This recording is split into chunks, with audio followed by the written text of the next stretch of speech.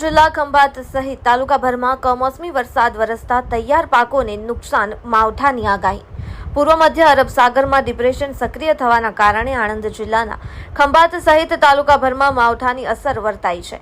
મિતલી, ગોલાણા, રોહિણી, પાંદડ, ઉંદેલ, નગરા સહિતના ભાલ અને ચરોતર પંથકમાં તૈયાર પાકોને ભારે નુકસાન થવા પામ્યું છે। કમોસમી વરસાદ વરસતા ખેડૂતો માટે બેવડી આફત બન્યાની સ્થિતિ જોવા મળી છે।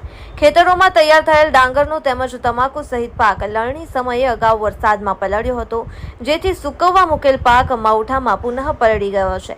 ખેતરોમાં કાપેલા ડાંગરનો પાક પલળી ગયેલ છે।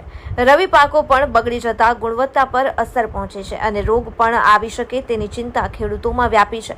શાકભાજીમાં આવેલા ફૂલો પણ ખરી પડતા નુકસાનની ભીતિ વ્યાપી છે।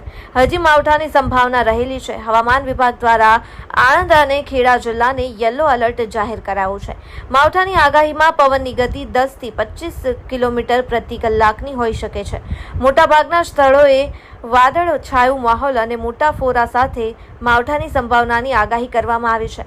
તાપમાનનો પારો 30 થી 35 ડિગ્રી અને લઘુત્તમ 20 થી 22 ડિગ્રી ઉપરાંત ભેજનું પ્રમાણ 80 થી 85% રહેવાની સંભાવના છે, તેવો હવામાન વિભાગ દ્વારા જણાવવામાં આવેલ છે કે હાલ તો વરસાદ, ભાલ તેમજ ચરોતર પંથકના ખેડૂતોમાં ચિંતાની લાગણી જોવા મળી રહી છે। ક્યારે આવનારા સમયમાં સેંકડો એકર જમીનમાં ગરકાવ થતા સરકાર દ્વારા વહેલી તકે ખેડૂતોને સહાય ચૂકવવામાં આવે તેવી ખેડૂતોની માંગ ઉઠવા પામી છે। રિપોર્ટર શૈલેષ પંડ્યા, ખંભાત, જિલ્લો આણંદ।